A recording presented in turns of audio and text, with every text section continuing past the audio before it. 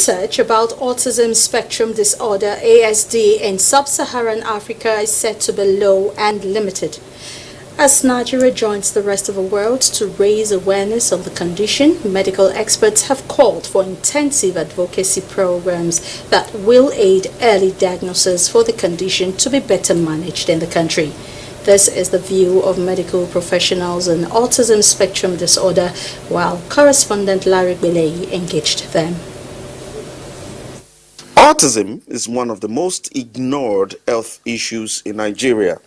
Autism spectrum disorder (ASD) is a neurodevelopment disorder in different levels of impairment ranging from social communication, interaction, repetitive behaviors, and restrictive language ability. The severity of symptoms varies in each individual. That is why the condition is studied in spectrum.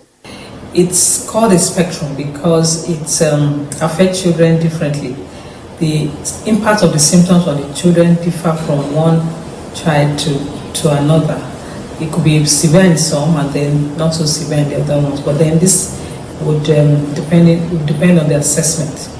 There are no known causes of autism, but people living with the condition are prone to epilepsy, depression, anxiety, attention deficit, hyperactivity disorder, and other behavioral tendencies such as difficulty in sleeping, willfully ignoring instructions, self-injury, and poor eye contact. The intellectual functioning ranges from profound impairment to superior levels of functioning. Part of what we should be doing as parents is getting proper assessments for them, getting proper diagnoses, finding out where their strengths lie.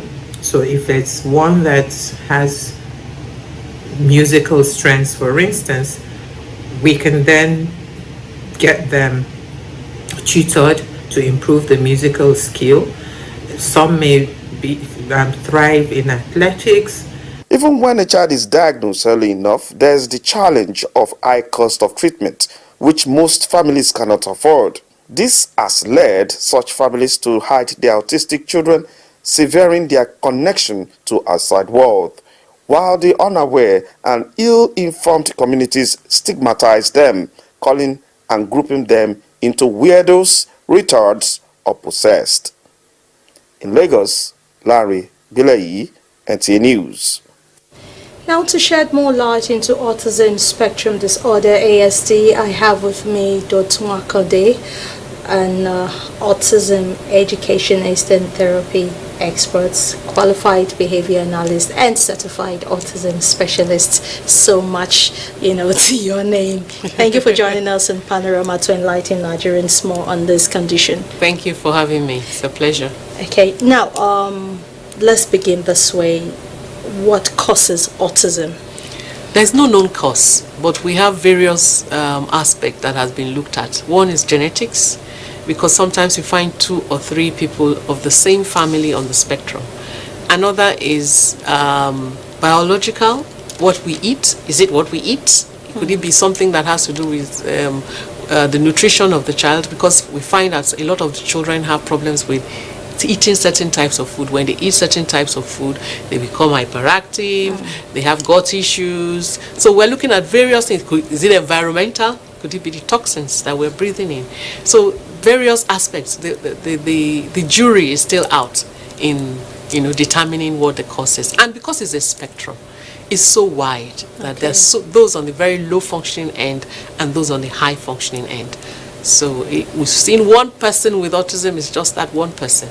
Yes. Okay. Now, what is the difference between autism and other neurological challenges?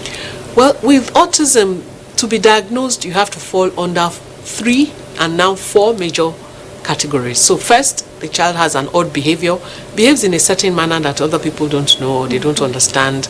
Maybe looks from the corner of his eyes, is flicking his fingers, looking in the sky, hyperactive, covering his ears to loud noise. And then it's social skills. The child is not playing with other children, tends to want to play on his own. When in the playground or when they have visitors in the house, the child separates himself from everybody and stays on his own. And then you have in the area of communication, that is speech. Many of them don't speak. at the very early age. Some of them would have speech maybe at 18 months, and then by the time they get to 24 months, they've lost it. So that is called regressive autism. So those 3 areas. And then we now have sensory overload. That's when you find the child overly or underly sensitive to certain stimuli. It could be touch, taste, smell. It could be movement. So it depends on how that child is being diagnosed. Because he doesn't have a facial presentation, it's called an invisible disorder, because they look just like you and I. But what we find is that it's more prevalent in boys than in girls. Yes. Okay, now you have been into, let's say, let me use the word a caregiver. Yes. You take care of people with autism now. Could you highlight from your experience on the field the different kinds you have encountered, from mild to extreme? Yes, I mean we've seen it all. We've seen people from extreme come back to mild with therapy. So it depends on what the child is presenting. What are the challenges? So the first thing you need to do is you need to get the assessment right.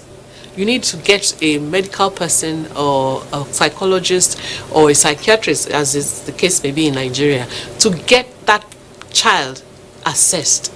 To get it. Once you have that diagnosis, then we will now do our own skill assessment. We call it skill assessment because we want to know where the child is in the area of skills. So looking at developmental milestone, some of them might be 8-year-old, but they are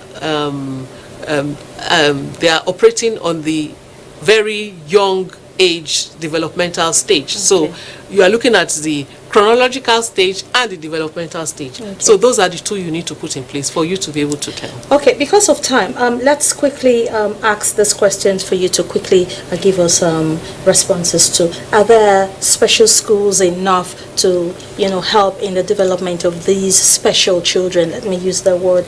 And how should parents with these kids, help the children, to belong to society instead of hiding them in the house? Okay, we don't have enough. That cannot be overemphasized. We don't have enough services to support children with autism. And the parents, the first thing I always say to parents is, the first thing you need to do is to accept.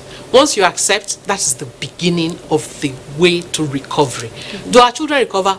Yes, they do. If you start early and you're able to accept that child, put the child in the right therapy.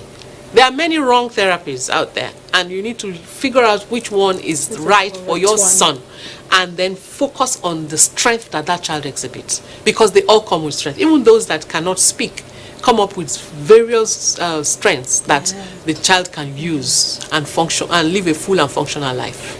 Thank you so much, Dr. Akande, for enlightening Nigerians on what autism is not a death sentence, neither is it a mental disorder. Thank you very much. Thank you for having me.